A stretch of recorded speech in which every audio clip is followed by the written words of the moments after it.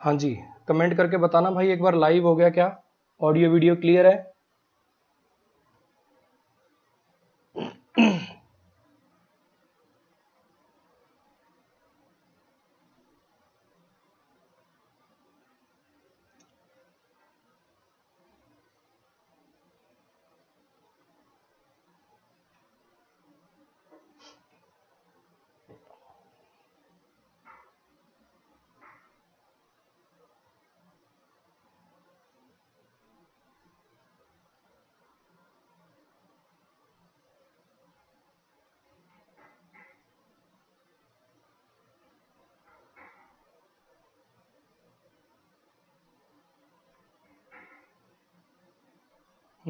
अब हो गया।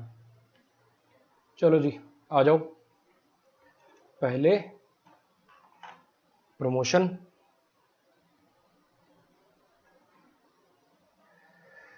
जैसा कि आप लोगों को पता है, मैं अन अकेडमी पे पढ़ाता हूँ। अन अकेडमी पे जब आप सब्सक्रिप्शन लेने वाले होते हैं, यानी फीस पेमेंट से जस्ट पहले एक स्टेप आता है अप्लाई डिस्काउंट कोड। तो वहां पे आपको कोड लगाना है AVS10। अगर ये कोड आप नहीं लगाएंगे, मान लो अगर आप ये कोड नहीं लगाते, तो आपको बहुत पाप लगेगा। ठीक है, आपको बहुत ज़्यादा पाप लगेगा। और जब आप ऊपर जाएंगे तो आपको स्वर्ग नहीं नर्क मिलेगा। और वहाँ पे तेल बहुत ज़्यादा गर्म रहेगा, और कढ़ाई में तेल बहुत ज़्यादा गर्म रहेगा जहाँ पे आपको तला जाएगा। और राक्षस उस पर काला नमक डाल के, थोड़ा सा चाट मसाला डाल के, मतलब आपके पकोड़े बना बना के खाएंगे, अगर आप ये कोड नहीं लगाते तो अगर आप चाहते हैं कि माता रानी आप पे कृपा करे तो आप यही कोड लगाएं, केवल आप यही कोड लगाएं और कोई कोड आप ना लगाएं। ठीक, इस कोड को लगाने से आपको डिस्काउंट मिल जाएगा और मेरा ये फायदा होगा कि आप मेरे स्टूडेंट कहलाएंगे, मतलब मेरे थ्रू आप अन अकेडमी के प्लेटफॉर्म पे गए हैं। अन अकेडमी पे किसी एक टीचर या किसी एक बैच की फीस नहीं होती, इस बात को समझना। अन अकेडमी पे फीस होती है सब्सक्रिप्शन की, यानी जितने वो बेसिकली आपने एक्सेस लिया है, कितने दिनों का आप एक्सेस लेते हो अन अकेडमी पे, पूरा जितना डेटा है उसका आप एक्सेस ले रहे हो। अगर आप 1 महीने का सब्सक्रिप्शन लो, चाहे आप 2 साल का सब्सक्रिप्शन लो, फैसिलिटी सेम है। मतलब 1 महीने का सब्सक्रिप्शन लोगे तो 1 महीने के लिए सब कुछ अनलॉक हो जाएगा, जितने टीचर हैं उनके जितने बैचेस हैं। अब जैसे मान लो ये मेरा अभी ये वाला बैच आने वाला है, ठीक है, वोकैब वाला बैच है ना, वो इसी बैच का पार्ट है। जो वोकैब वाला मैं बैच करा था, आपको ये ऑल स्टार बैच नाम से है। ठीक है, अभिनय सर है इसके अंदर मैथ्स के लिए, सुमित गोयल सर है इसके अंदर रीजनिंग के लिए, वरुण अवस्थी सर है इसके अंदर जीएस के लिए, इंग्लिश के लिए मैं हो गया। तो ये जो ऐसे बैचेस, चाहे कितने ही बैच आए हमारे, ठीक, मैं चाहे वोकैब बैच पढ़ाऊं, चाहे मैं प्रैक्टिस बैच पढ़ाऊं, चाहे मैं थ्योरी का बैच पढ़ाऊं, चाहे अभिनय सर का कोई प्रैक्टिस बैच है, किसी चीज के लिए कोई दोबारा फीस पे नहीं करनी है। चाहे चाहे हमारा कोई सीईटी का बैच है, चाहे सीजीएल का बैच है, चाहे सीपीओ का बैच है, चाहे स्टेनो का बैच है, एक बार अगर आपने फीस पे कर दी तो ना किसी बैच के लिए दोबारा फीस पे करनी है और ना ही किसी टीचर के लिए दोबारा फीस पे करनी है। एक बार हो गया तो बस बात खत्म हो गई। ठीक है, ये हर संडे को टेस्ट भी होता है। आप इसको अनलॉक करने के लिए, कोई फ्री की चीज अनलॉक करने के लिए कोड मांगे ना, तो ये वाला कोड लगवा सकते हो आप। ठीक है, और मान लो आपका कोई एसएससी वाला दोस्त नहीं और आप चाहते हो नहीं यार सर का कोड अपने को प्रमोट करना है, सर बढ़िया कंटेंट देते हैं, तो कहीं भी ये कोड लगवा सकते हो। यूपीएससी, नीट, कहीं पे भी अन अकेडमी पे कोई भी डिस्काउंट कोड में आप ये वाला कोड लगवा सकते हो। चलो जी, फिर से बता देता हूं एक बार, मेरा कोड है ये। आ जाओ जल्दी से मेरे बैचेस देख लो, फिर अपनी क्लास शुरू करते हैं। इस महीने में ये पहला अन अकेडमी का ऐसा मंथ है जिसमें मेरे 2 बैचेस आ रहे हैं।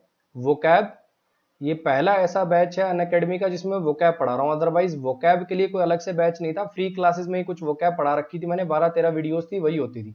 अभी ये वोकैब के लिए एक डेडिकेटेड बैच आ रहा है।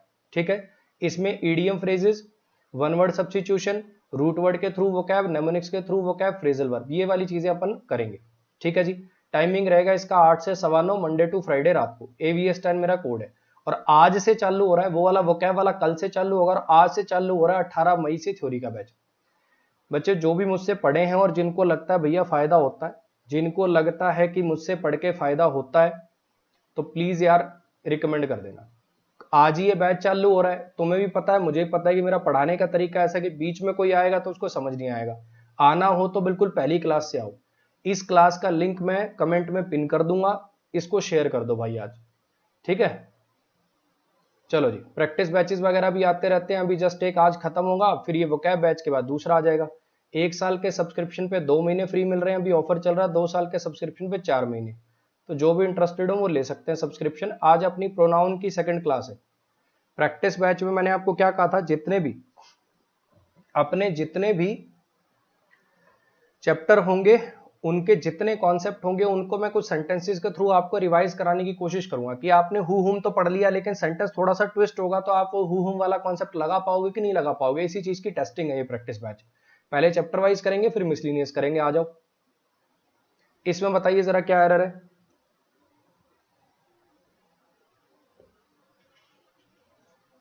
हाँ बच्चे, वोकैब नए स्टूडेंट भी कर सकते हैं, वोकैब का कोई थ्योरी से लेना देना नहीं है, कोई भी कर सकता है।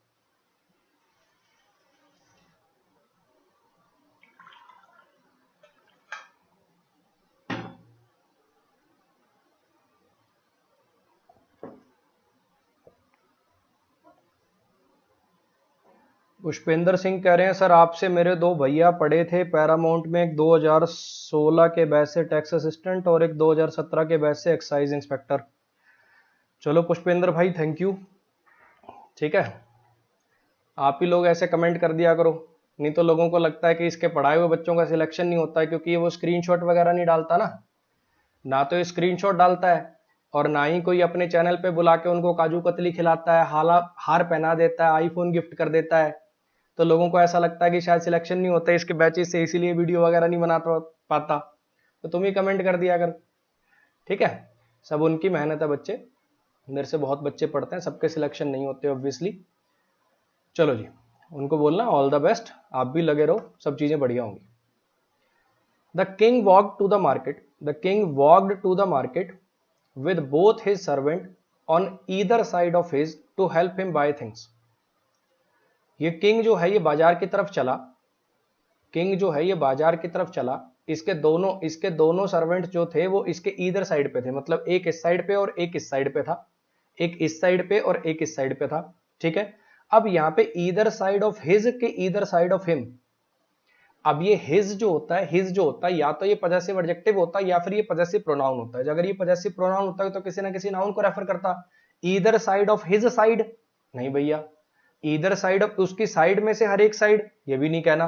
तो यहां पे ईदर साइड ऑफ हिम, उसके दोनों साइड पे, ये कहना चाह रहे हो। यहां पे ये ऑफ प्रीपोजिशन है, तो उसके बाद ऑब्जेक्टिव केस आएगा, तो यहां पे हिज नहीं हिम का यूज होना चाहिए। हाँ जी, इतनी बात होगी क्लियर। चलो जी, नेक्स्ट पे आ जाओ। अगर किसी बच्चे को ये बोथ हिज में गलती लग रही है, बच्चे बोथ हिज एकदम ठीक है, ध्यान रखना ये ऑल और बोथ जो होते हैं, ऑल और बोथ जो होते हैं ये ऐसे डिटर्मिनर होते हैं, आर्टिकल इनके बाद यूज करे जाते हैं, आर्टिकल हो चाहे पजेसिव एडजेक्टिव हो।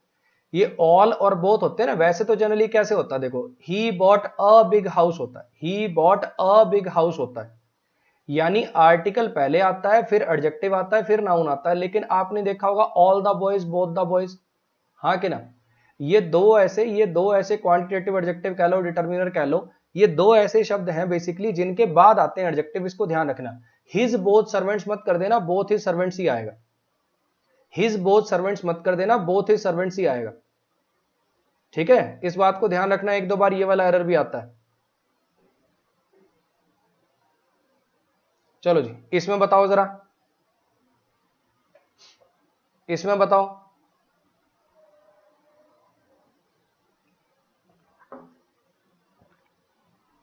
थ्योरी बैच अलग आता है बच्चे, प्रैक्टिस बैच अलग आता है, दोनों बैचेस अलग अलग हैं। थ्योरी बैच 2 महीने का तो सारा ही है, अब उसमें थ्योरी भी हो जाए, प्रैक्टिस भी हो जाए, वोकैब भी हो जाए, कैसे संभव है बच्चे।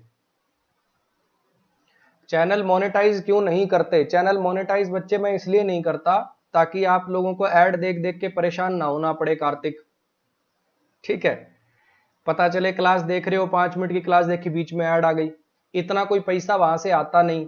यूट्यूब से अगर मैं अपने चैनल को मोनेटाइज कर भी दूंगा तो यूट्यूब की पेमेंट बच्चों को ऐसे लगता है सब्सक्राइबर बेस होती है, ऐसे होती है, बच्चों को लगता है पता नहीं करोड़ों ही रुपए आ जाते हैं यूट्यूब से, ज्यादा से ज्यादा 7-8 हजार रुपए आएंगे महीने के।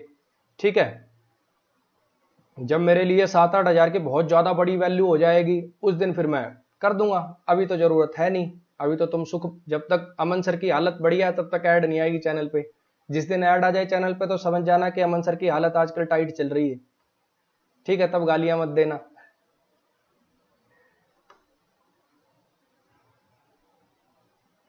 चलो जी, इसमें बता दो जरा। अब इस सेंटेंस का थोड़ा सा स्ट्रक्चर देखने की कोशिश करो जरा। ये नीदर है सब्जेक्ट, ये ऑफ है प्रीपोजिशन, और ये स्टूडेंट्स है इसका ऑब्जेक्ट। ठीक है, ये टू और मेडिकल इसके लिए एडजेक्टिव है।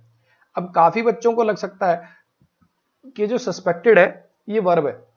एक्चुअली सस्पेक्टेड वर्ब नहीं है, ये सस्पेक्टेड वर्ब नहीं है, ये पास्ट पार्टिसिपल है, एडजेक्टिव की तरह से काम करेगा ये। क्योंकि ये जो स्टूडेंट्स हैं इन्होंने किसी पर शक नहीं किया, स्टूडेंट्स ने किसी पर शक नहीं किया, स्टूडेंट्स पर शक किया जा रहा है। तो बेसिकली एडजेक्टिव की तरह से काम कर रहा है। Neither of the to students, ये जो स्टूडेंट्स हैं इन ये सस्पेक्टेड हैं, ये एडजेक्टिव की तरह से काम कर रहा है यहां पर, ना कि कोई वर्ब की तरह से। इन प्रीपोजिशन है और ये इसका ऑब्जेक्ट है। कौन सा केस? मिसिंग गर्ल केस, ये इसको डिस्क्राइब कर रहा है। अब ये जो वर्ब है ना एक्चुअली इसका सब्जेक्ट ही है। और नीदर आपको पता है कि डिस्ट्रीब्यूटिव नेचर का शब्द होता है, एक एक करके बात करता है, सिंगुलर करके बात करता है, तो उसके लिए वर्ब सिंगुलर आती है। यहां पे हैव नहीं हैज का यूज होगा। हाँ जी, कॉन्सेप्ट आ गया समझ में। नेक्स्ट पे आ जाओ, इस पे आ जाइए, इसमें बताओ जरा।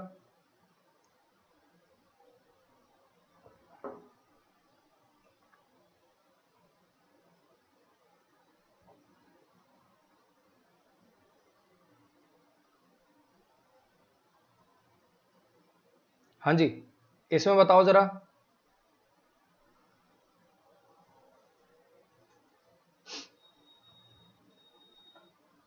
You are getting the correct information. काफी बच्चों को यह गलत लग रहा हो सकता है, यहां पे ये जो गेटिंग है ना ये सब्जेक्ट है, ये गेटिंग सब्जेक्ट है जो कि नाउन की तरह से काम कर रहा है, और ये जिरंड है जी, जिरंड। तुम्हारा करेक्ट इंफॉर्मेशन पाना, तुम्हारा करेक्ट इंफॉर्मेशन प्राप्त करना, ये योर पॉजेसिव एडजेक्टिव है, इसमें कोई गलती नहीं, इसमें कोई गलती नहीं है। तुम्हारा करेक्ट इंफॉर्मेशन प्राप्त करना डिपेंड करता है, तुम्हारा करेक्ट इंफॉर्मेशन प्राप्त करना डिपेंड करता है, ये है ऑब्जेक्ट ऑफ जिरंड। जो मुझसे पढ़े हैं वो जानते होंगे, ये gerund infinitive participle semi verb होते हैं, अर्ध वर्ब होते हैं, चाहे तो अपना ऑब्जेक्ट रख सकते हैं। तुम्हारा करेक्ट इंफॉर्मेशन प्राप्त करना विल एंटायरली डिपेंड, वो एंटायरली डिपेंडेंट होगा, वो पूरी तरह से डिपेंड करेगा किस चीज पर? कि तुम पूछते किससे हो। अब यहां पे ये यू सब्जेक्ट है, ठीक है, और वैसे भी ऑन प्रीपोजिशन आ गई, अब तो सोचने की जरूरत ही नहीं। अगर यहाँ पे ऑन प्रीपोजिशन आ रही है तो ऑब्वियसली ऑब्वियसली यहाँ पे क्या आएगा? ऑब्जेक्टिव केस आएगा। ऑन होम यू आस्क, ये किस चीज पे डिपेंडेंट है? कि तुम किससे पूछते हो। ये किस चीज पे डिपेंडेंट है? कि तुम पूछते किससे हो। कहानी आगे समझ में। नेक्स्ट पे आ जाओ। अब यहां पे एक चीज समझने की कोशिश करना, यहां पे एक चीज समझने की कोशिश करना कि किससे तुम पूछते हो। एक्चुअली क्या है ना, ये आस्क होती है डाई ट्रांजिटिव वर्ब, ये आस्क होती है डाई ट्रांजिटिव वर्ब। अब इसमें क्या कर दिया इसने? ऑन प्रीपोजिशन लगा के यहां तो इसको दे दिया, तो क्या पूछते हो लिखने की जरूरत नहीं पड़ी, क्योंकि वो चीज अंडरस्टूड हो गई। तुम्हारा सही, तुम्हारा करेक्ट इंफॉर्मेशन प्राप्त करना एंटायरली डिपेंड करेगा, एंटायरली डिपेंड करेगा इस बात पर कि तुम पूछते किससे हो। ये वाली बात बच्चे कल भी एक दो बच्चे पूछ रहे थे, ये बहुत आसान चीज है बच्चे। विल अगर मॉडल आ चुका है, अगर विल मॉडल आ चुका है तो मॉडल के बाद वर्ब की बेस फॉर्म आती है, डिपेंड्स नहीं आ सकता यहाँ पे। ना डिपेंडिंग आएगा, ना डिपेंडेड आएगा, ना डिपेंड्स आएगा, केवल वर्ब की बेस फॉर्म आएगी, वर्ब की बेसिक फॉर्म। एक बात बताओ, मुझे एक बात बताओ, he can speaks, he can speaks English fluently होगा कि he can speak English fluently होगा? बच्चे सब्जेक्ट चाहे सिंगुलर हो, प्लूरल हो, मेल हो, फीमेल हो, अगर एक बार मॉडल का यूज हो गया तो उसके बाद वर्ब की बेस फॉर्म आती है, वर्ब की बेस फॉर्म होती है वर्ब की बेसिक फॉर्म, जिससे बाकी सारी फॉर्म बनी होती हैं। ना एस वाली आएगी, ना आईएनजी वाली आएगी, ना ईडी वाली आएगी, वर्ब की बेसिक फॉर्म। कहानी आ रही है समझ में। नेक्स्ट पे आ जाओ, इसमें बताओ जरा क्या एरर है, इसमें बताओ जरा क्या एरर है।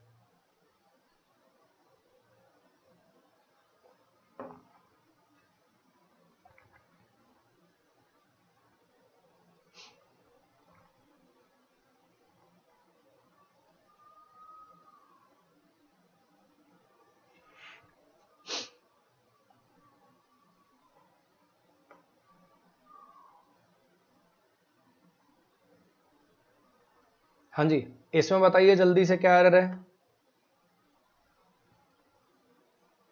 What should we do is a matter of our own choice and desire। हमें क्या करना चाहिए, हमें क्या करना चाहिए, ये हमारी खुद की चॉइस और डिजायर का मैटर होता है ना। अब यहां पे व्हाट शुड वी डू, हम क्या करेंगे, ये तो इंटरोगेटिव हो गया। व्हाट शुड वी डू, हमें क्या करना चाहिए, ये तो इंटरोगेटिव हो गया। इंटरोगेटिव, ये स्ट्रक्चर आपको ये सेंटेंस पढ़ के ऐसा लगता है कि इंटरोगेटिव में जाना चाहिए। हाँ जी, क्या किसी से पूछा जा रहा है कि हमें क्या करना है, क्या किसी से पूछा जा रहा है कि हमें क्या करना है? पूछ नहीं रहे, आप किसी को बता रहे हो। ये कोई इंटरोगेटिव स्ट्रक्चर नहीं है, ये कोई इंटरोगेटिव सेंटेंस नहीं, आप किसी को बता रहे हो कि हमें क्या करना चाहिए। ये तो हमारी चॉइस होनी चाहिए ना, हमारी डिजायर के अनुसार होना चाहिए, किसी और के हुक्म के थोड़ी हिसाब से कुछ करेंगे अपन। तो यहां पे व्हाट शुड वी डू नहीं, व्हाट वी शुड डू आएगा। यहाँ पे इंटरोगेटिव की आपको जरूरत नहीं है, इंटरोगेटिव की जरूरत नहीं, तो हेल्पिंग और सब्जेक्ट से पहले नहीं आएगी, व्हाट वी शुड डू लिखना पड़ेगा आपको यहाँ पे, व्हाट वी शुड डू। अरे आई कुछ बात समझ में क्या कहना चाह रहा हूं?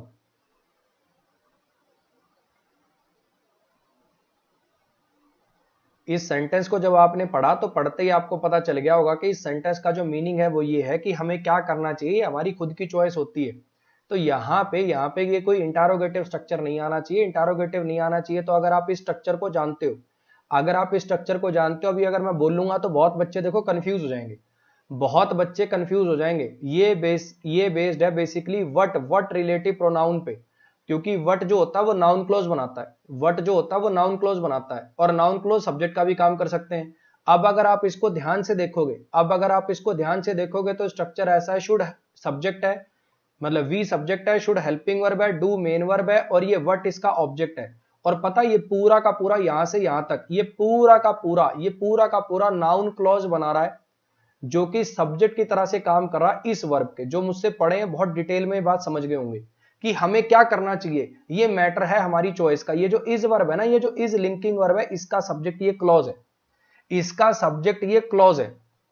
कुछ आई बात समझ में क्या कहना चाह रहा हूं? व्हाट शुड वी डू, हमें क्या करना चाहिए, बेसिकली सवाल में नहीं कहना ये हमें हमें क्या करना चाहिए, ये हमारी चॉइस है। ठीक है, हम क्या करेंगे, व्हाट शुड वी डू, हम क्या करेंगे, ये कोई सवाल नहीं पूछना हमें किसी से, हम फैक्ट बता रहे कि भैया हमें क्या करना चाहिए, तो हमारी चॉइस होती है ना। तो यहां पे इंटरोगेटिव में लिखने की जरूरत नहीं थी, इसको आप यहां पे व्हाट शुड बी नहीं व्हाट वी शुड डू लिखो, यहां पे आप लिखोगे व्हाट वी शुड डू। आई कुछ बात समझ में? नेक्स्ट पे आ जाइए।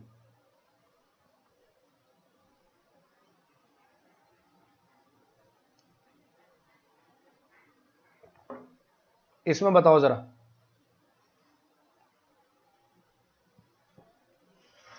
आसान है ये तो, बिल्कुल टुच्चा सा है, ये तो कर दोगे एक सेकंड में ही। The poor man poisoned him and his own children, his own children, उसके खुद के बच्चे। तो इसका मतलब ये जो हिम हिज आ रहे हैं ये पुअर मैन के लिए आ रहे हैं, इसका मतलब पुअर मैन ने जहर दिया है।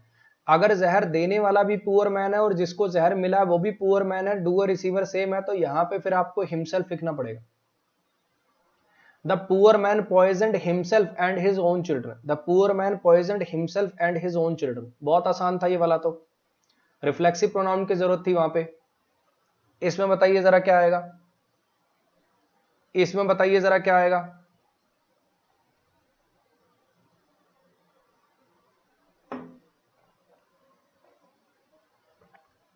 देखो अगर ये वाला क्वेश्चन अब आपसे सही ना हो पाए, अगर ये वाला क्वेश्चन आपसे सही ना हो पाए तो इसका मतलब आप जली लो।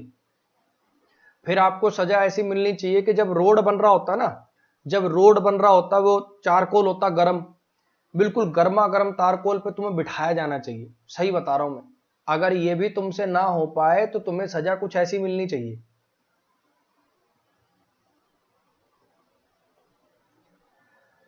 काफी बच्चे कह रहे हैं कि 4 कंपनीज है तो यहाँ पे बिटवीन काट के अमंग लगा दो, बिटवीन एकदम ठीक है। इसका मतलब प्रीपोजिशन चैप्टर में आपने ये कॉन्सेप्ट नहीं पढ़ा कि बिटवीन 2 से ज्यादा के लिए कब लगता है। बिटवीन का यूज 2 से ज्यादा के लिए भी होता है कुछ केसेस में। एक तो इसमें से केस है डील होना, अगर कुछ देशों के बीच में डील होती है। एक इसका केस है मैचेस खेले जाना, क्रिकेट मैचेस खेले जाएं, क्योंकि एक टाइम पे 2 ही टीमें मैचेस खेलेंगी। ये कुछ ऐसे केसेस होते हैं जहां पे 2 से ज्यादा के लिए भी बिटवीन लगता है। समझ के देखना जरा, बिटवीन और अमंग में एक बेसिक डिफरेंस है। अमंग में जो एलिमेंट्स होते हैं उनका आपस में कोई रिलेशन नहीं होता, लेकिन बिटवीन में उनका आपस में रिलेशन होता है। तो यहां पे जब चार कंपनीज के बीच में डील होगी तो इन एलिमेंट्स का आपस में रिलेशन है, तो यहाँ पे 2 हो चाहे 4 हो चाहे 1 करोड़ कंपनीज हो, यहाँ पे बिटवीन ही लगेगा। बिटवीन में कोई दिक्कत नहीं है। समझ में आई इतनी बात? यहां पे दिक्कत है वो जो आपको कल पढ़ाई थी। एक एग्रीमेंट साइन हुआ है 4 कंपनीज के बीच में, क्योंकि ये बेनिफिट में था, क्योंकि ये फायदे में था उन सबके। यहां पे अगर आप देखना चाह रहे हो ऑफ प्रीपोजिशन है, प्रीपोजिशन का ऑब्जेक्ट लिखना चाहते हो आप तो, और ऑब्जेक्ट का काम तुम्हें पता नाउन या प्रोनाउन ही करते हैं। और मैं कल ही पढ़ा के गया कि एवरी की औकात सिर्फ एडजेक्टिव तक की है। ये एवरी शब्द तो केवल और केवल डिस्ट्रीब्यूटिव एडजेक्टिव बन सकता है, ये कोई सब्जेक्ट ऑब्जेक्ट नहीं बन सकता, क्योंकि ये नाउन प्रोनाउन नहीं होता। तो फिर क्या करना पड़ेगा आपने को, यहाँ पे एवरी हटा के आपको ईच ऑफ देम लिखना पड़ेगा। कुछ बात आई समझ में क्या कहना चाह रहा हूं? ये कल ही पढ़ाया था आपको, और आज आपके क्लास में से 50-60% बच्चों ने गलत कर दिया। बताओ इसमें, बताओ जरा क्या आएगा इसमें, बताइए जरा क्या आएगा।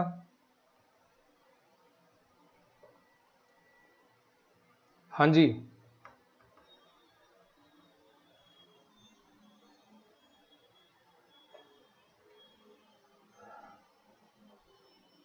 ऑल भी आता है बच्चे।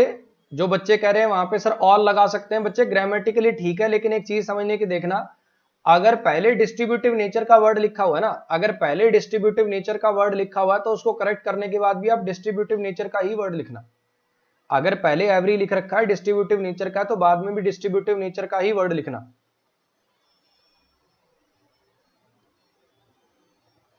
हाँ जी, इसमें बताइए क्या गलती है, इसमें बताइए जरा क्या गलती है। ए पार्ट में गलती है, क्या गलती है बोलो तो सही, बताओ तो सही। ए पार्ट में क्या गलती है? जो बच्चे कह रहे हैं ए पार्ट में गलती है, बताओ तो सही ए पार्ट में क्या गलती है। हर्ष में गलती है। यहां पे हर्ष का मतलब है हर कंडीशन। हर्ष क्या है? पजेसिव प्रोनाउन है। हर्ष एक पजेसिव प्रोनाउन है, इसका मतलब है her condition. Her condition is the same condition. Her condition is the same condition as mine. Mine का मतलब है माई कंडीशन। माइन भी क्या है? पजेसिव प्रोनाउन है, तो इसका मतलब है my condition. Hers condition is the same condition as mine का मतलब है her condition is the same condition as my condition. उसकी जो कंडीशन है वो सेम है जैसी मेरी कंडीशन है। दैट ऑफ माइन क्यों लगाओगे बच्चे? दैट ऑफ माइन क्यों लगाओगे? क्योंकि कंडीशन का आगे किसी चीज पे पोजीशन थोड़ी बनाना है। कंडीशन पे पोजीशन है, कंडीशन पे पोजीशन यहां बना हुआ है, उसकी कंडीशन की तुलना मेरी कंडीशन से हो रही है, क्या दिक्कत है उसमें? क्या दिक्कत है इसमें? कोई दिक्कत नहीं है। ये नो एरर है बच्चे, नो एरर। बगैर मतलब की कोशिशें मत करो, बगैर मतलब की कोशिशें मत करो, ये नो एरर है। ये इसीलिए दिया है। तुम ये हर्ष फर्श में सोच के, जैसे कुछ बच्चे होते हैं ना, यही होगा एरर, बस होगा, अपने मन से उनकी आवाज आ जाती है यही होगा। एक भाई तो लिख रहे हैं ये वर्ड हर के ऊपर अपोस्ट्रोफी एस। अबे देवता, क्या कर रहा है भैया ये? एडजेक्टिव पे कब से अपोस्ट्रोफी एस लगने लगे यार? ये भी लिख दोगे क्या तुम? माइज कार, ये भी कर दोगे क्या? अब बच्चे ऐसे कोई शब्द नहीं है अंग्रेजी में, ऐसे कोई शब्द नहीं है अंग्रेजी में। ये क्या कर रहे हो तुम?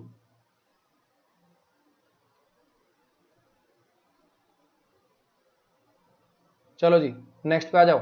इसमें बताओ जरा क्या आएगा।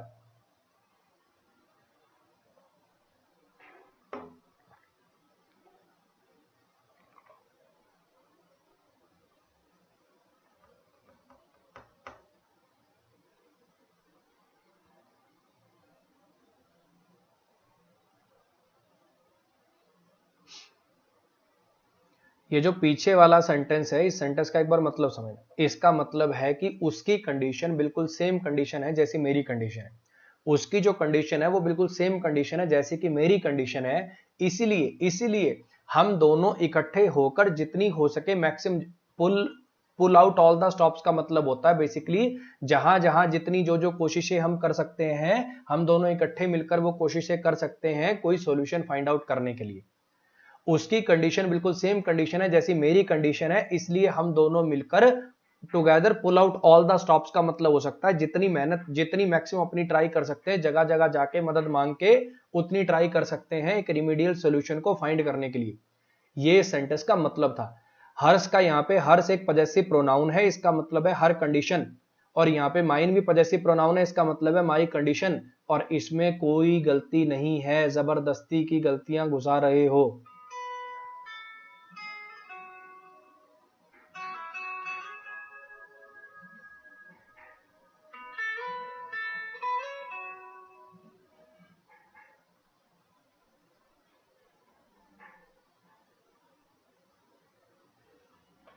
इस पे आओ जरा। The principal objected to them wearing short skirts at the function. Principal ने ऑब्जेक्ट किया उनके शॉर्ट स्कर्ट्स पहनने से फंक्शन में, उनके फंक्शन में शॉर्ट स्कर्ट पहनने से प्रिंसिपल ने ऑब्जेक्ट किया। तो यहां पर जरा समझने की कोशिश करना, यहां पे जरा समझने की कोशिश करना। The principal objected to them wearing short skirts at the function. अब यहां पे प्रिंसिपल ने ऑब्जेक्ट किससे किया है? इनसे किया, लड़कियों से ऑब्वियसली लड़कियां ही स्कर्ट्स पहन रही होंगी। इन लड़कियों पे ऑब्जेक्शन किया है कि उनके शॉर्ट स्कर्ट पहनने पे ऑब्जेक्शन किया है?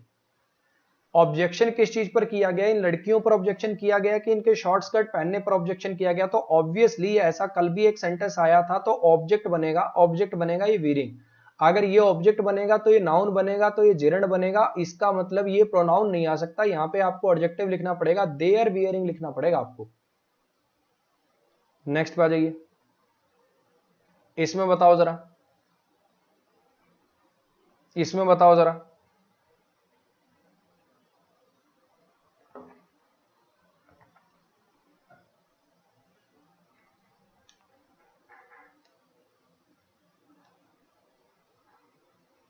इसमें बताइए,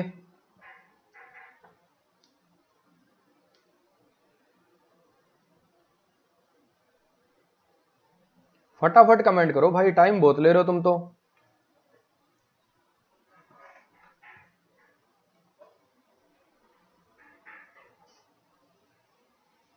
हाँ जी, इसमें बताओ जरा।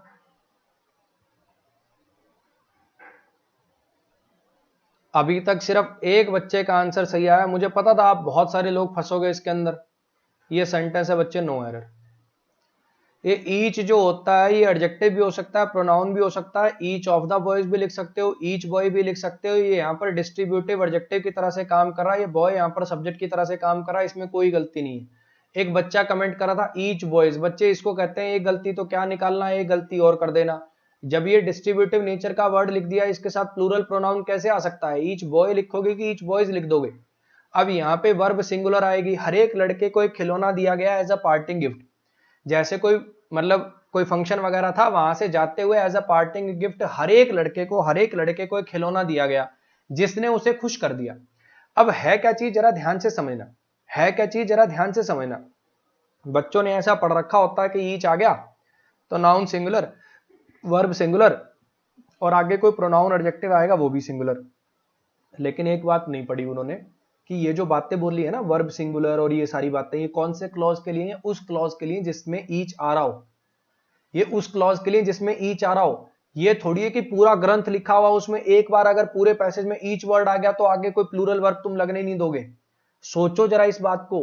यहां पे लिख रखा है कि हर एक बच्चे को खिलौना दिया गया। इसने इसने बेसिकली उस खिलौने ने उन बच्चों को खुश कर दिया। हर एक बच्चे को खिलौना दिया गया जिसने उन्हें खुश कर दिया। अब कोई एक सिंगल बच्चा खुश हुआ कि वो सबके सब बच्चे खुश हुए? बच्चे डिस्ट्रीब्यूटिव नेचर का वर्ड लिखा हुआ है, सब्जेक्ट सिंगुलर आएगा, वर्ब सिंगुलर आएगी, बात एकदम तय है। लेकिन कौन से क्लॉज में? जिस क्लॉज में ईच आ रहा हो। अगर अगला क्लॉज शुरू हो जाएगा, और तुम उन सब बच्चों को रेफर करना चाहोगे तो देम से ही रेफर करोगे, हिम से कैसे कर दोगे? तो जो बच्चे यहाँ pay him him him him him him चला रहे हैं ना, ये प्रीवियस ईयर क्वेश्चन है, और ये सेंटेंस नो एरर है, नो एरर, नो एरर है, ये नो एरर। एक बार फिर एक्सप्लेन कर रहा हूं, ध्यान से सुन लेना इस बार। हर एक बच्चे को खिलौना दिया गया एज अ पार्टिंग गिफ्ट, ठीक है, जिसने उन्हें खुश कर दिया। ठीक, अब जरा ध्यान से समझना। आप एक ही धुन पे चल रहे हो, ईच आ गया तो वर्ब सिंगुलर, ईच आ गया तो वर्ब सिंगुलर, ईच आ गया तो प्रोनाउन एडजेक्टिव सिंगुलर। अबे कौन से क्लॉज में? जिस क्लॉज का सब्जेक्ट ईच होता है, जिस क्लॉज में ईच या तो डिस्ट्रीब्यूटिव एडजेक्टिव बनके या फिर डिस्ट्रीब्यूटिव प्रोनाउन बन के आ रहा हो। अगर अगले क्लॉज में तुम उन सब बच्चों को रेफर करना चाहोगे तो हिम से रेफर करोगे कि देम से रेफर करोगे? ऑब्वियसली देम से रेफर करोगे। उन सब बच्चों को खुशी मिली ना, बच्चे कोई एक सिंगल बच्चा खुश थोड़ी हुआ है, तो यहाँ पे देम में कोई दिक्कत नहीं है। अगर तुम यहाँ हिम लगा दोगे ना तो मीनिंग ही चेंज हो जाएगा सेंटेंस का। मान लो मैं एक अनाथालय चलाता हूं, कोई अमीर आदमी हमारे यहाँ फंक्शन के लिए आया, उसने फंक्शन किया और हर बच्चे को गिफ्ट देके चला गया, है ना। हर बच्चे को एक गिफ्ट मिला, एक एज ए पार्टिंग गिफ्ट, और इस गतिविधि से मैं खुश हो गया। तो कोई तीसरा आदमी कह रहा है हर बच्चे को एक पार्टिंग गिफ्ट मिला जिसने उसे खुश कर दिया, यानी मुझे खुश कर दिया। ये मतलब हो जाएगा हिम लगाने का। अगर तुम उन सब बच्चों को रेफर करना चाह रहे हो तो देम से ही रेफर करोगे। अगला क्लॉज आ गया भैया, अगला क्लॉज, ईच के अनुसार चीजें सिंगुलर चलाना, डिस्ट्रीब्यूटिव नेचर का चीजें सिंगुलर चलाना। कौन से क्लॉज में? जिस क्लॉज में ईच आया हो। अगर अगला क्लॉज शुरू हो गया तो वो बात एप्लीकेबल नहीं रहेगी। अब उन सबको रेफर करना है तो आपको देम लगाना पड़ेगा। अच्छा सवाल था, बढ़िया कॉन्सेप्ट था। इसमें बताओ जरा,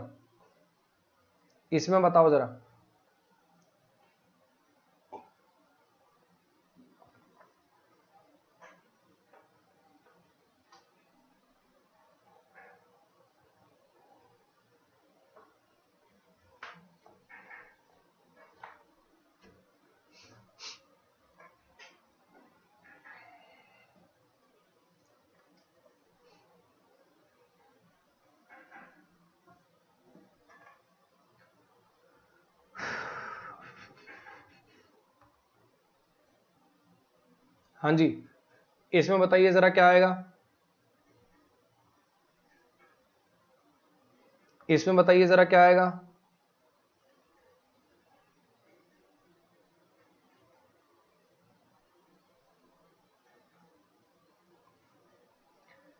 ये भी नो एरर है बच्चे, ये भी नो एरर है।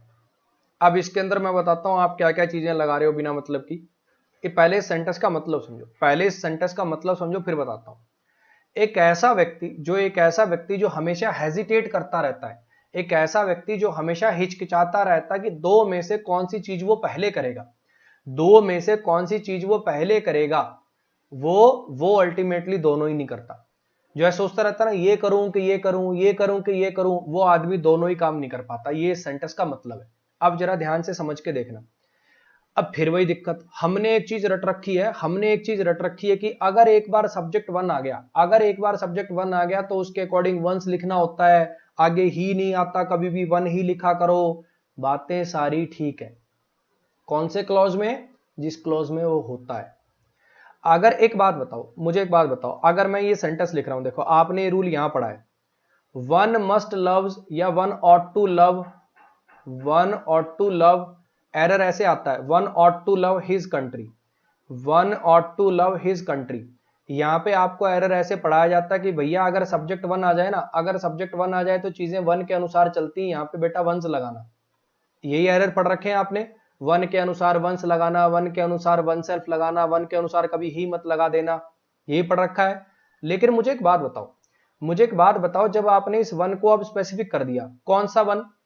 हर ऐसा आदमी जो हेजिटेट करता है कि दो चीजों में से कौन सी वो पहले करेगा, हर एक ऐसा आदमी, आपने इसको हु लगा के अब स्पेसिफिक कर दिया। अब यहां पे ये जो आदमी आप लिख रहे हो, ये जो पर्सन आप लिख रहे हो, मुझे ये बता दो कि अब ये हर किसी को रेफर कर रहा है कि अब ये स्पेसिफिक को रेफर कर रहा है? हर कोई ऐसा आदमी जो हेजिटेट करता है कि दो में से कौन सी चीज वो पहले करेगा, तो ये जो अब यहां पे ये जो वर्ड आप लिख रहे हो, ये सब पे वैलिड है। जैसे यहां पे ये वन है, हर कोई को रेफर करता है, क्या यहां पे हर कोई को रेफर कर रहा है? अब ये स्पेसिफिक हो गया, इसलिए यहां पे अब वन नहीं लिखोगे, इसलिए यहां पे अब ही आया, क्योंकि अब उस पर्टिकुलर पर्सन की बात कर रहे हैं जो हेजिटेट करता है दो में से कौन सी चीज वो पहले करेगा। एक ऐसा आदमी जो हेजिटेट करता है कि दो में से पहली चीज वो कौन सी करेगा, दो में से पहले वो कौन सा करेगा, विल अल्टीमेटली। ये जो वन है इसकी वर्ब यह है विल अल्टीमेटली डू, ये जो डू है ये वर्ब है वन की, और ये वन के अकॉर्डिंग अब डज नहीं आएगा यहां पे क्योंकि मॉडल आ चुका है। वो दोनों में से कोई भी नहीं करेगा, ये सेंटेंस है नो एरर, और ये भी प्रीवियस ईयर है। कुछ बात आ गई समझ में? नेक्स्ट पे आ जाओ। इसमें बताओ अब जरा,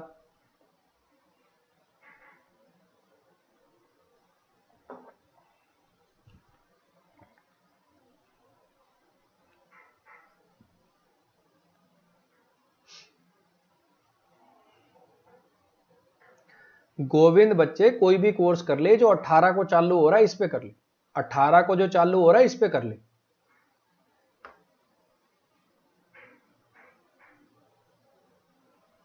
ये टाइपिंग एरर है बच्चे, ये टाइपिंग एरर है, ये नेवर आना था, ये टाइपिंग एरर, ये नेवर आना था, ये टाइपिंग एरर।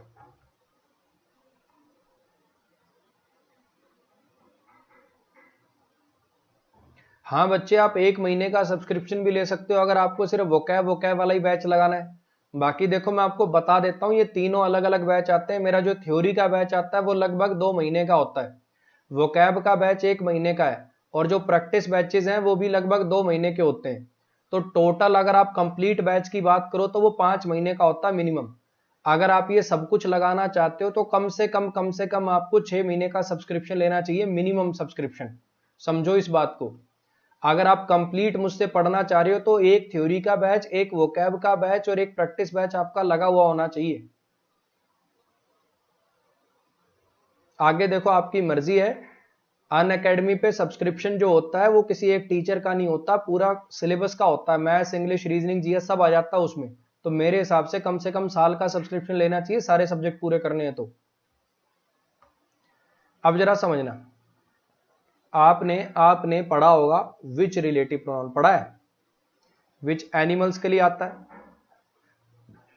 विच थिंग्स के लिए आता है, और विच की एक खास जगह होती है जब एक पूरे के पूरे क्लॉज को रेफर करना हो। याद आ गया? अब हुआ होगा क्लिक भाग के, अब हो गया होगा ना क्लिक। जब किसी एक सिंगल वर्ड को नहीं बल्कि पूरे के पूरे क्लॉज को रेफर करना हो तब विच रिलेटिव प्रोनाउन का यूज किया जाता है। उसने कभी मुझे हर्ट नहीं किया, उसने कभी मेरे सेंटीमेंट्स को हर्ट नहीं किया और कभी मुझे धोखा नहीं दिया, उसने कभी मेरे सेंटीमेंट्स को हर्ट नहीं किया और कभी मुझे धोखा नहीं दिया। ये निशानी है, ये निशानी है एक ग्रेट आल्ट्रिस्टिक लवर की। क्या निशानी है? क्या निशानी है? ये पूरा का पूरा क्लोज, कभी कभी सेंटीमेंट्स को हर्ट ना करना, कभी धोखा ना देना, ये जो एक्शन है ना उसका, ये पूरी की पूरी बात, ये निशानी है।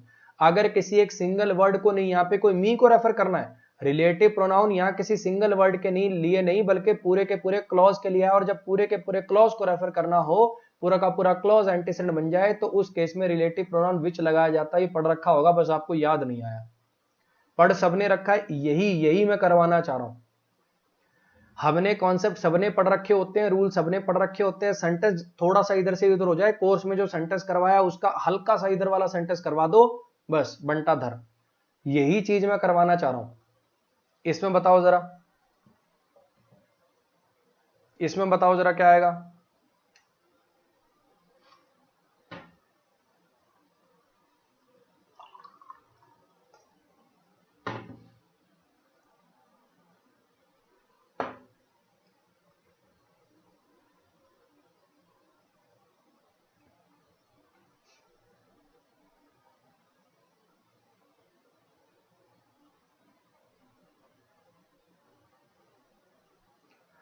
Whom do you think she is if she knows so many things about you?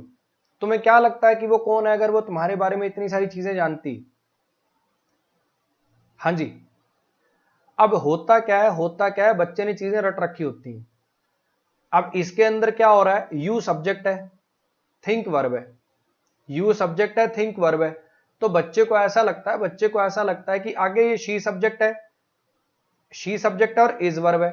जब दोनों वर्ब को सब्जेक्ट मिल चुका है, तो यहां पे सब्जेक्टिव केस नहीं ऑब्जेक्टिव केस आना चाहिए, सब्जेक्टिव केस नहीं ऑब्जेक्टिव केस आना चाहिए। हर बच्चा सोचेगा कि यहाँ पे हुम सही है एकदम, लेकिन एक बात बताओ, ये इज कैसी वर्ब है? लिंकिंग वर्ब है। लिंकिंग वर्ब के बाद क्या आते हैं? ऑब्जेक्ट आते हैं। यहाँ पे जो भरा जाएगा शी इज, यहाँ पे ऑब्जेक्ट भरा जाएगा कि सब्जेक्ट कॉम्प्लीमेंट भरा जाएगा? कभी भी ऑब्जेक्ट नहीं भरा जाएगा, यहाँ सब्जेक्ट कॉम्प्लीमेंट भरा जाएगा। और सब्जेक्ट कॉम्प्लीमेंट हमेशा सब्जेक्टिव केस में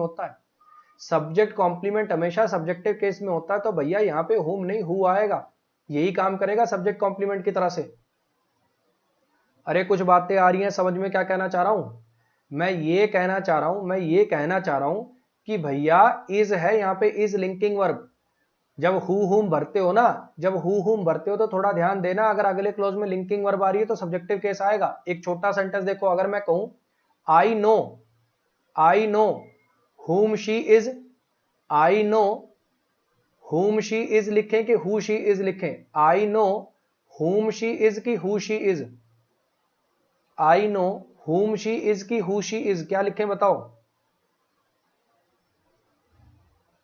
बे यार ढंग से चल भी नहीं रहा, एक सेकंड रुक जाओ यार, साफ लिखता हूं थोड़ा सा।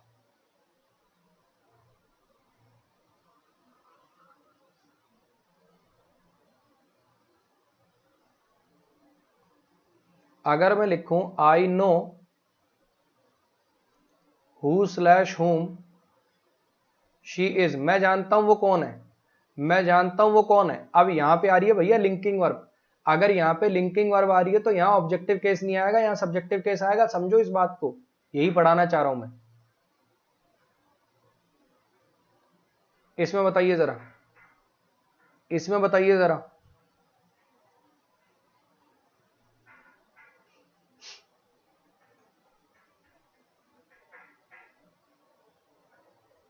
हाँ जी, इसमें बताओ जरा।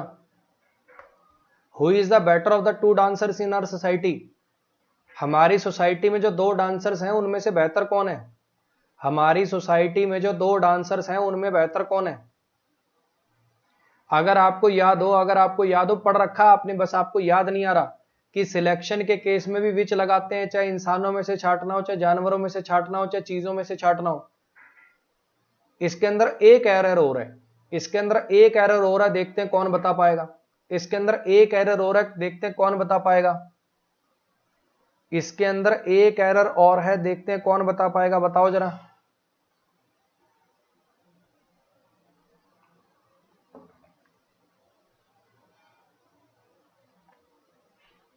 हाँ जी, दूसरा एरर क्या है इसके अंदर? ये आर्टिकल चैप्टर का एरर है बच्चे। अगर सिलेक्शन के लिए आर्टिकल का कह लो, चाहे एडजेक्टिव चैप्टर का एरर कह लो, अगर सिलेक्शन की बात हो रही हो, अगर सिलेक्शन की या ग्रेजुअल इंक्रीज डिक्रीज की बात हो रही हो तो कंपैरेटिव डिग्री से पहले भी दा लगता है। अगर सिलेक्शन की बात हो रही हो, अगर सिलेक्शन की बात हो रही हो या ग्रेजुअल इंक्रीज डिक्रीज की बात हो रही हो तो कंपैरेटिव डिग्री एडजेक्टिव से पहले भी दा लगता है, which is the better of the two answers लिखोगे यहां पे। अरे कुछ बात आ रही है समझ में? विच भी आएगा और द बेटर भी आएगा। ए पार्ट में दो गलतियां ध्यान रखना, विच तो लिखोगे ही लिखोगे, साथ में द बेटर भी लिखोगे।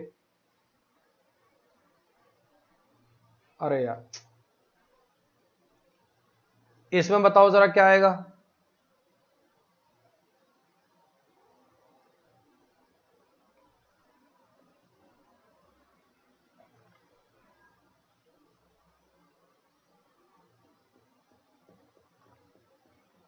हाँ जी, इसमें बताइए जरा क्या आएगा।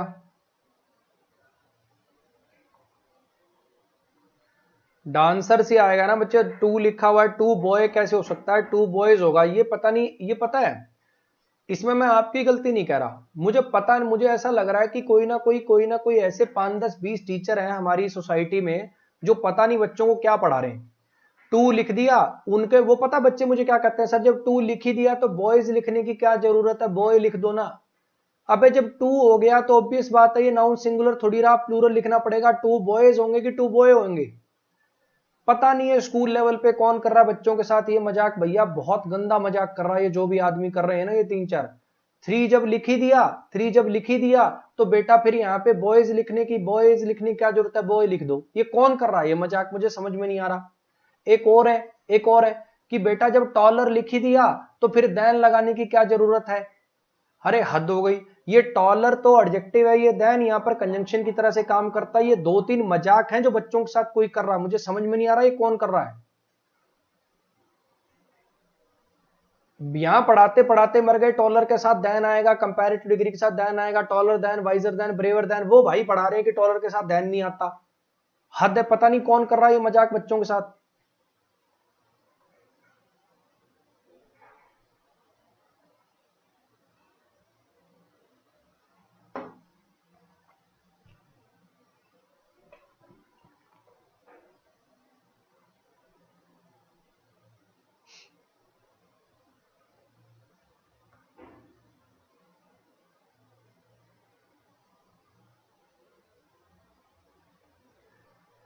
अब ये वाला कॉन्सेप्ट है बच्चे इंट्रोडक्टरी सब्जेक्ट का, आपने पढ़ा होगा कि अगर ये इट इंट्रोडक्टरी सब्जेक्ट का काम करता तो यहाँ पे आप रियल सब्जेक्ट लिखते हो, यहाँ पे आप लिखते हो रियल सब्जेक्ट। अगर रियल सब्जेक्ट लिखते हो तो सब्जेक्टिव केस में लिखोगे ना भैया। और वैसे भी आगे हु लिखा हुआ है, हु लिखा हुआ है तो इसका मतलब आपको सब्जेक्ट पर एम्फोसिस डालने के लिए आपने ये सेंटेंस लिखा है, वो हम थे जिन्होंने खरीदा जो खरीदेंगे नया घर। वो हम है, वो हम होंगे जो खरीदेंगे नया घर, वो हम होंगे जो खरीदेंगे नया घर। तो यहाँ पे सब्जेक्टिव केस अगर यहाँ पे हु लिखा हो तो इसका मतलब सब्जेक्ट पर एम्फोसिस डालने के लिए आपने सेंटेंस लिखा, तो ऑब्वियसली यहाँ पे सब्जेक्टिव केस आएगा ना कि ऑब्जेक्टिव केस, अस नहीं यहाँ पे वी आएगा। नेक्स्ट पे आ जाओ।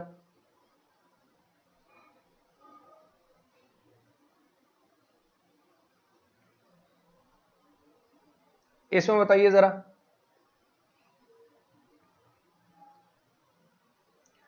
अब इसके अंदर बच्चे जो कंफ्यूज हो रहे हैं, इसके अंदर जो बच्चे कंफ्यूज हो रहे हैं वो इस बात पे कंफ्यूज हो रहे हैं सर दो फ्यूचर एक साथ नहीं आएंगे, सर दो फ्यूचर एक साथ नहीं आएंगे। कोई दिक्कत नहीं है बच्चे, यहाँ पे वो तुमने रटा है दो फ्यूचर एक साथ नहीं आएंगे, इसीलिए तुम्हें यहां नहीं पता कि ये दोनों गलती में नहीं है, एकदम सही है। ये दो फ्यूचर एक साथ तब नहीं आते जब कोई कंडीशन को लिखने वाली बात होती है, जब कोई कंडीशन को होता है ना कि अगर ऐसा होगा तो ऐसा होगा, यहाँ पे ऐसा कुछ नहीं है। यहाँ पे दो फ्यूचर इकट्ठे लगाने में 1% भी गलती नहीं है। वो हम होंगे जो खरीदेंगे नया घर, वो हम होंगे जो खरीदेंगे नया घर, 1% भी गलती नहीं है इसके अंदर। सारी समस्या यही है, जब तक आप रूल को रटके करते रहोगे तब तक दिक्कत ही रहेगी। अगर आप एक एक रूल को कॉन्सेप्चुअली समझना चाहते हो कि दो फ्यूचर एक साथ क्यों नहीं आते, मेन क्लोज पास्ट में होता तो सब क्लोज पास्ट में ही क्यों लिखते हैं, बाकियों में क्यों नहीं लिखते। अच्छा, अगर सिंस के साथ पास्ट का एक एक्शन पॉइंट ऑफ टाइम की तरह दिया हो तो इधर प्रेजेंट परफेक्ट ही क्यों आता है, पास्ट परफेक्ट क्यों नहीं आता, और कोई टेंस क्यों नहीं आता। तो एक सर है, मैं आपको रिकमेंड कर रहा हूं, मैं बहुत मन से रिकमेंड करना चाहता हूं। एक सर है, अमन वशिष्ठ सर नाम से हैं, अन अकेडमी पढ़ाते हैं आजकल। वो पहले तो वो ऑफलाइन भी पढ़ाते थे, अभी कोरोना वोरोना के चलते नहीं पढ़ा रहे, अन अकेडमी पढ़ा रहे हैं। उनका नया बैच आ रहा 18 को, बच्चे पढ़ के देखो, सच बता रहा हूं, तुम मुझे वापसी आके कहोगे सर जी क्या सलाह दी आपने, मतलब गजब, मतलब गजब। मतलब मैं सही बता रहा हूं, और किसी टीचर को मैं रिकमेंड करता ना, मैं खुद उनके ये अपने नीचे लिंक में कर दूंगा, कमेंट में पिन कर दूंगा उनका लिंक। पढ़ाता ही इतना बढ़िया यार, मैं क्या करूं, मैं तारीफ करने मजबूर हो गया, इतना गजब पढ़ाता है भाई। मैं वीडियो देखता हूं तभी सोचता हूं क्या पढ़ाता है ये लौंडा, जितनी बार मैं वीडियो देखता हूं, कोई वीडियो चला लूं, क्या गजब पढ़ाता है भाई। इस पे आओ, इसमें बताओ जरा क्या एरर है।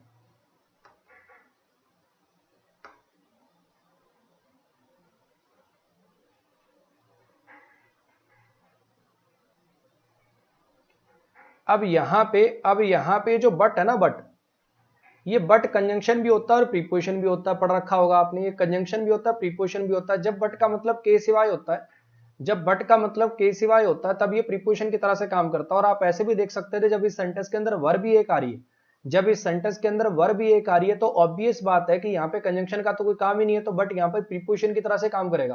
प्रीपोजिशन की तरह से काम करेगा तो प्रीपोजिशन के बाद ऑब्जेक्ट आएगा, तो यहाँ पे शी नहीं हर लिखना पड़ेगा आपको। नेक्स्ट पे आ जाइए बच्चे, लुकिंग क्यों कर देंगे, ये टू लुक इन्फिनिटिव है, इन्फिनिटिव है ये, टू लुक आफ्टर, ये फ्रेजल वर्ब से बना हुआ इन्फिनिटिव है। उसके सिवा वहां कौन था, उसके सिवा वहां कौन था जो उसकी फैमिली की देखभाल कर सके इस डिस्ट्रेस में, इस दुविधा की घड़ी में, इस परेशानी की घड़ी में, उसके सिवा कौन था जो देखभाल कर सके। इस सेंटेंस का मतलब ये है। इसमें बताइए जरा क्या आएगा।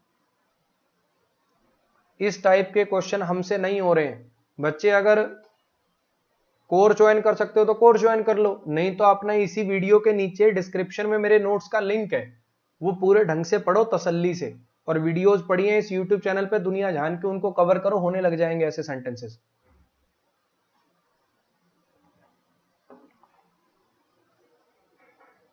इसमें बताओ जरा,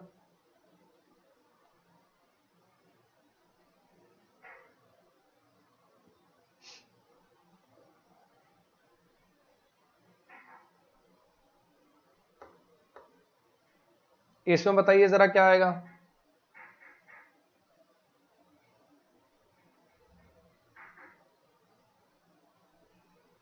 अरे तुक्केबाजो बताओ कुछ तो।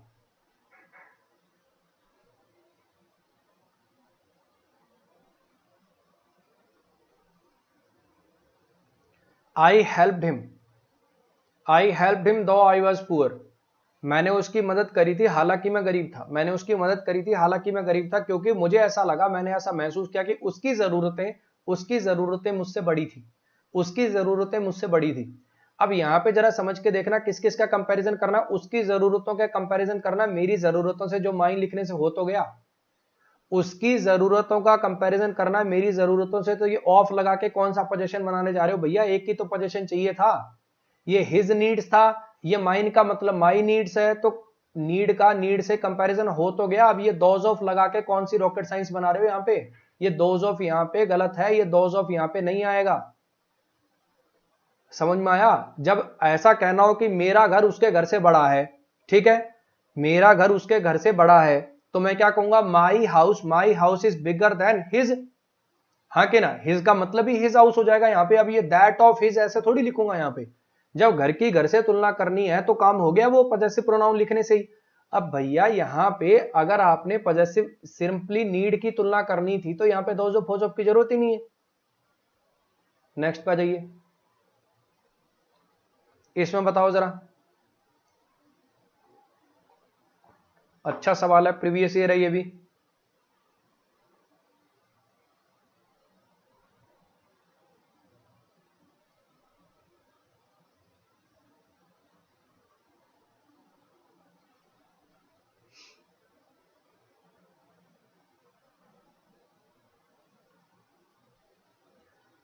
यहां कुछ न्यू सीख रहे हैं बच्चे। मेरी तरफ से मैं कोशिश यही कर रहा हूं कि बढ़िया सेंटेंसेस कराऊं आपको, कॉन्सेप्ट्स अच्छे डेवलप कराऊं। अपनी तरफ से कोई कमी नहीं रहेगी। अब आप देखो कि कितनी मेरी जो एक्सपेक्टेशंस है उनको कितना पूरा करते हो। लिंक शेयर कर देना बच्चे। मैं फिर बता रहा हूं, अगर 100 व्यूज भी आए ना, अगर 100 भी आए तो भी ये बैच 1 महीना में चलाऊंगा, तो भी ये बैच 1 महीना चलाऊंगा। लेकिन अब वही बात है, एक तो मैं मन लगा के मेरे भी अंदर से रहो, हाँ चलो बढ़िया यार, सब कुछ अच्छा चल रहा है, बढ़िया अपना चैनल भी ग्रो कर रहा है, सब कुछ अच्छा हो रहा है। और एक मैं बस अपना सिर्फ अपनी जबान रखने के लिए, ठीक है बस बोल दिया तो पढ़ा रहा हूं। तब आपकी मर्जी है बच्चे, आपको ठीक लगे, अगर लगे कंटेंट में दम तो शेयर करना, वरना बिल्कुल मत करना। लीला की जो लुक्स हैं, लीला की जो लुक्स हैं वो ज्यादा एंचेंटिंग और फैसिनेटिंग है। लीला की जो लुक्स हैं वो ज्यादा अट्रैक्टिव है, फैसिनेटिंग है। किससे? किससे? वन ऑफ हर सिस्टर से, उसकी बहनों में से एक से। अब भैया लुक्स का कंपैरिजन तो लुक से होगा ना, लुक्स का कंपैरिजन तो लुक से होगा। अब बहनों में से एक से, बहनों में से एक की क्या? लुक्स। तो यहां पे आपको लिखना पड़ेगा than those of one of her sisters, यानी देन द लुक्स ऑफ। यहां पे दोज का मतलब है देन द लुक्स ऑफ, यहां पे दोज का मतलब है than the looks of one of her sisters. उसकी बहनों में से, उसकी बहनों में से एक बहन की लुक्स। अब इसमें से काफी बच्चे हैं, काफी बच्चे हैं, मैं बताता हूं वो क्या आंसर देंगे। सर ऐसा लिख सकते हैं, ऐसा लिख सकते हैं, वन ऑफ हर सिस्टर्स के ऊपर अगर मैं अपोस्ट्रोफी एस लगा दूं, अगर मैं यहां पे सिस्टर के ऊपर ही ऐसे अपोस्ट्रोफी एस लगा के छोड़ दूं, ऐसा लिख दूं, तो क्या ये सही होगा कि गलत होगा? बच्चे ये सेंटेंस बिल्कुल सही नहीं होगा, क्योंकि इससे पता नहीं चलेगा, इससे पता नहीं चलेगा कि आप सिस्टर्स में से एक कहना चाह रहे हो कि सिस्टर की लुक्स में से एक कहना चाह रहे हो। समझ में आया क्या कहना चाह रहा हूं? सिस्टर की बहुत सारी बहनों की लुक्स में से एक, लुक्स में से एक कहना चाह रहे हो कि बहनों में से एक की लुक्स कहना चाह रहे हो। ये स्टेटमेंट को एम्बिग्यूअस बना देगा, ये स्ट्रक्चर अलाउड नहीं है। ऐसा आपने एक एरर भी देखा होगा प्रीवियस ईयर में, आपने एक ऐसा एरर देखा होगा, one of the ministers houses ऐसा करके एरर देखा होगा, कुछ याद आ रहा है? तो ये वही गलती है। इसको कहते हैं कि एक गलती तो क्या हटानी, एक गलती और कर दी, ऐसा नहीं कर पाओगे, क्योंकि इसको लिखने से एम्बिग्यूटी आ जाएगी, समझ में नहीं आएगा कि बहनों की लुक्स में से एक की, बहनों में से एक की लुक्स, इसमें क्लियर नहीं है मीनिंग आपका। तो इसलिए वैसे ही बनाना पड़ेगा, और दोज से बनाओगे, लुक्स प्लूरल है, दैट से नहीं बनाओगे। लुक्स प्लूरल है इसलिए दैट से नहीं दोज से बनेगा भैया। नेक्स्ट पे आ जाओ, इसमें बताओ जरा क्या आएगा। ये आपको मैंने उसमें कराया था, मिरर ऑफ कॉमन एरर्स का ये सेंटेंस अगर आपको याद हो तो मैंने डाउट डिस्कशन में कराया था। ये आपको एक सीरीज चलाई थी मैंने, प्लिन टू पैरामाउंट के सारे doubt, mirror of common errors के सारे डाउट। अगर अब भी किसी ने नहीं देखी है भैया, ए ग्रेड कंटेंट था वो, ए ग्रेड कंटेंट। अगर मुझे ये छांटना हो, आज तक मैंने यूट्यूब चैनल जो पढ़ाया है उसमें से सबसे सबसे ऐसा कंटेंट कौन सा था जिसके सबसे ज्यादा मतलब पेड में पैसे लिए जा सकते थे, वो कंटेंट था। इसी चैनल पे एक वीडियो पड़ी है लिंक्स ऑफ फ्री क्लासेस नाम से, लिंक्स ऑफ फ्री क्लासेस नाम से एक वीडियो पड़ी है इसी चैनल पे। उसके अंदर उस सारी डाउट क्लास के लिंक कैसे सीक्वेंस में पिन कर रखे हैं, वहां से देख सकते हो।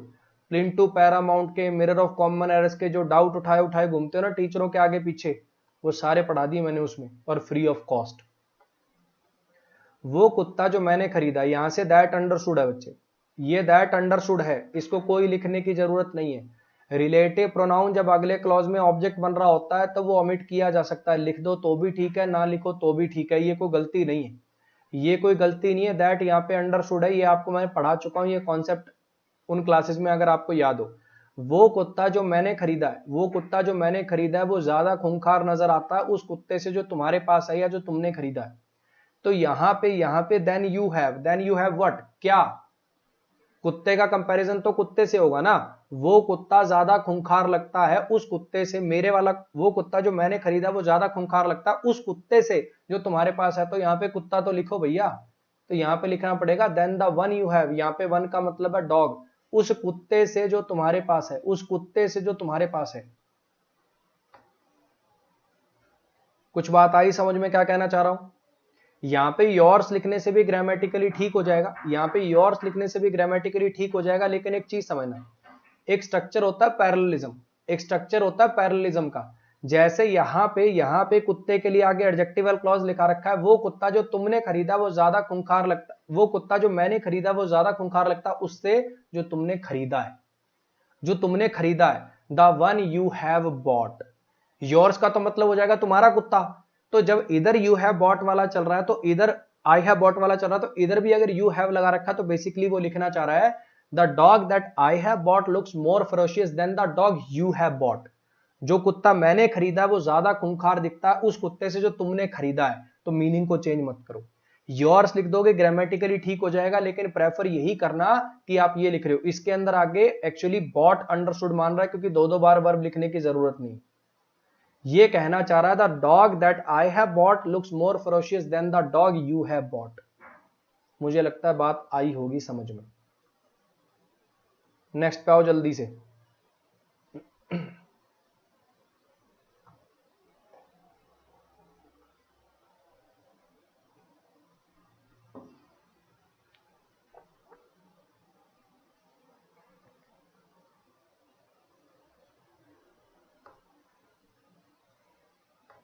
एक नंबर का सवाल है, एक नंबर का।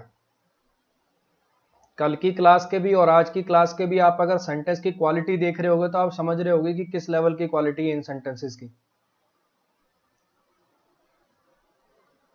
अब इसमें से मैं जानता हूं बहुत सारे बच्चे जो हैं वो ये करेंगे कि हैव काट के हैज करेंगे। इस हैव में कोई गलती नहीं है, पहले इस सेंटेंस का मतलब समझो तुम, पहले इस सेंटेंस का मतलब समझो तुम।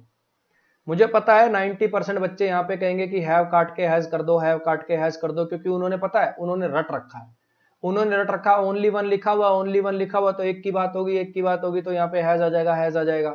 वो मरकरी वाला सेंटेंस हो रखा होता है, ओनली वन आए तो दैट के बाद हैज आता है, ओनली वन आए तो रिलेटिव प्रोनाउन के बाद सिंगुलर वर्ब आती है।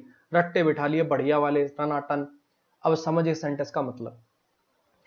एक क्लास में बहुत सारी लड़कियां थी, एक क्लास में बहुत सारी लड़कियां थी।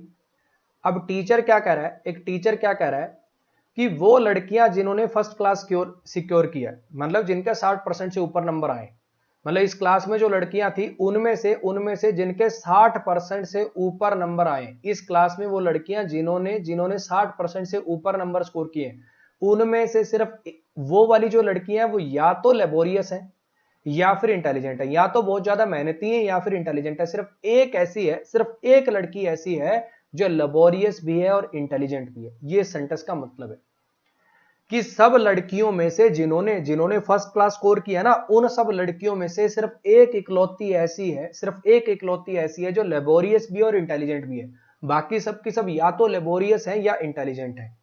अगर मैं इस सेंटेंस को आपको तोड़ के दिखाऊं, समझा के दिखाऊं, तो भैया ऐसा है, ये ओनली है सब्जेक्ट, मतलब वन है सब्जेक्ट ओनली, इसके लिए एडजेक्टिव की तरह से काम करा, ऑफ प्रीपोजिशन है, ये गर्ल्स इसका ऑब्जेक्ट है, और ये जो that have scored first class marks है ना, ये बच्चे ओनली वन के लिए नहीं, यह है गर्ल्स के लिए, उन लड़कियों में से जिन्होंने फर्स्ट क्लास मार्क्स सिक्योर किया है। ये लड़कियां प्लूरल हैं, तो यहाँ पे हैव आएगा। उन लड़कियों में से जिन्होंने फर्स्ट क्लास मार्क्स सिक्योर किया है, अकेली एक है, सिर्फ एक है जो लेबोरियस भी और इंटेलिजेंट भी है। ये वन को अभी तक वर्ब मिली नहीं है, तुम चल दिए शी लगाने, ये शी सुपरफ्लस है। ये था इसमें एरर था। ये जो इज वर्ब है ना, इज, ये है वन की वर्ब, कि वो लड़कियां जिन्होंने फर्स्ट क्लास मार्क्स सिक्योर किए हैं उनमें से सिर्फ एक है जो कि लेबोरियस भी है और इंटेलिजेंट भी है। एक नंबर का सवाल था, उम्दा। आज के आखिरी सवाल को बताइए जल्दी से, आज के आखिरी सवाल को बताइए फटाक से।